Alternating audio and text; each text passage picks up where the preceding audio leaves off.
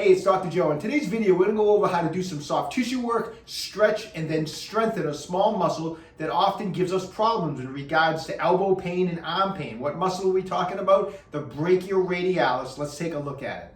The brachioradialis originates from the lateral surface of the humerus and inserts into the distal end of the radius. Its primary function when the forearm is in a neutral position, or what we call a hammering position, is it flexes the elbow joint. Okay, so we're going to start by doing some myofascial release techniques on the brachioradialis, with the idea being that if the brachioradialis has any buildup of fascial adhesions, or what's known as scar tissue, it's going to start tugging and pulling in there because the muscle's not going to stretch like it should. So we need to get rid of that adhesion buildup in the brachioradialis.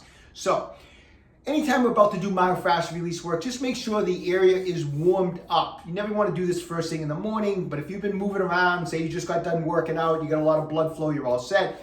If you've just been sitting around, what I would recommend doing is just for a couple minutes, just go over it just with your knuckles, just like this. A lot of times I like to use my handheld massager with a couple massage balls that spin around, and I'll just spend a couple minutes just going up and down along the brachioradialis, all different directions, just with the idea being is I'm warming up the tissue. It really helps. If you do myofascial release work on cold muscles, it doesn't go as well, and it's usually much sorer the next day, so make sure you warm up the muscle.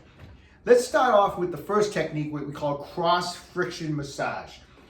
The muscle fibers are going this way, so I want to massage in this direction. Cross-friction massage is going to get a tremendous amount of blood flow into the tissue as well as break up some adhesions. Now, you can do this with knuckles. I prefer to use a spiky massage ball that will penetrate deeper. I'm going to start at the beginning of the brachioradialis here, down near the end of the forearm, and I'm going to, with firm but comfortable pressure, especially if you're new at doing this, I'm going to go back and forth just like this with the ball. And I'm going to, as I'm working back and forth, I'm working my way up. I'm going to get up to the elbow. I'm going to go above the elbow where the brachioradialis is attached, between the bicep and the tricep, and then I'm going to come back down.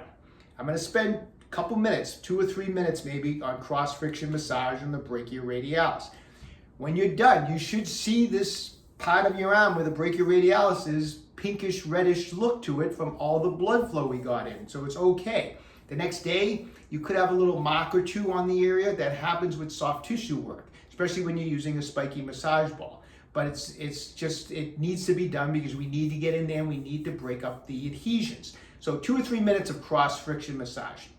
Then we're going to move over to another great technique called a pin and stretch technique. A pin and stretch technique is where we're going to pin the tissue in a shortened position, and while the tissue is pinned, we're going to elongate the muscle fibers to help pull apart any adhesions. So the way we would do it in the brachioradialis is you can either use your thumb or once again use the massage ball. So if I bend the elbow, I've shortened the muscle of the brachioradialis. It's in a shortened position like this, okay? So I'm going to then take the ball, we'll start in the forearm section of the brachioradialis. I'm going to push in and then push up towards the elbow. So down and towards the elbow. So I'm pinning the tissue. From this position now, I'm going to extend out the elbow. So that's the position where we're elongating the fibers. So I have it pinned, we're elongating it. It's going to pull apart any restriction. So push in, pull up. Hold it with as much tension as you can, and then extend the arm out as far as you can, and then come back. Keep that pressure on the ball. If you're using your thumb, just keep the pressure with your thumb. And we're going to do that 5 or 6 times, and then we're going to move up about 1 inch, okay? And once again, after you've moved up, push in, push up to the elbow, keep it bent, and now extend it out again, just like that. And we're going to just keep working up, maybe 1 inch at a time till you get above the elbow joint, between the bicep and the tricep. Now we're going to push in and pull up towards the shoulder. And again, 5 or 6 times. Just stretch out that brachioradialis with the tissue pinned. Might take a few minutes to go all the way up. Once again, red, pinkish look to it, but it's going to feel awesome when you're done.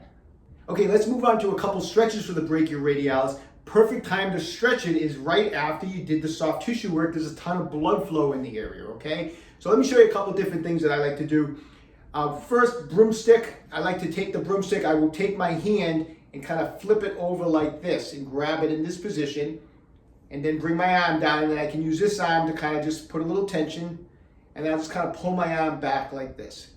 and I'll hang out in this position for about 30 seconds, okay?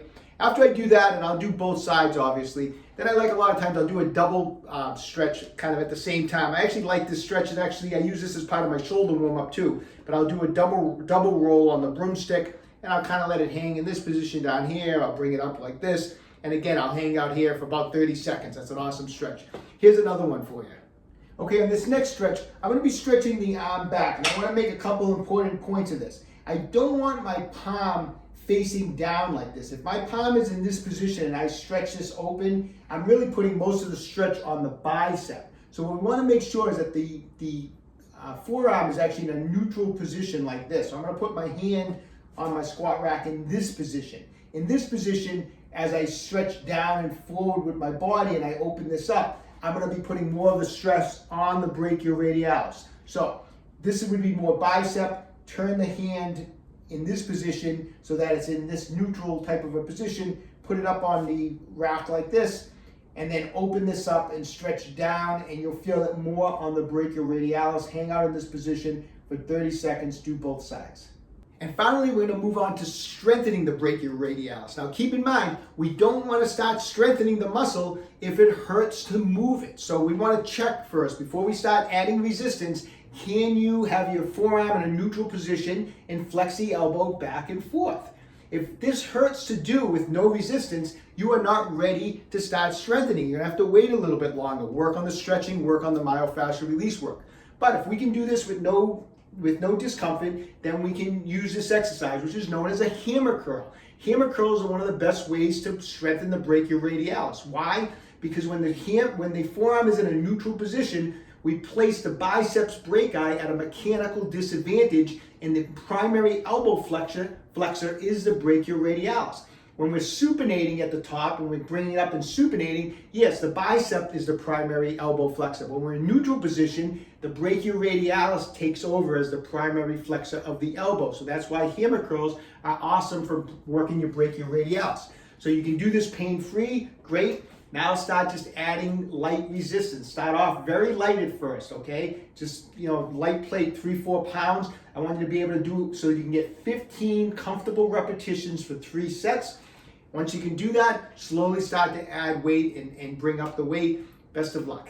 Hope you found all that information helpful. Best of luck to everyone. What do we need to do? We need to take control of our own health, stay young, train hard.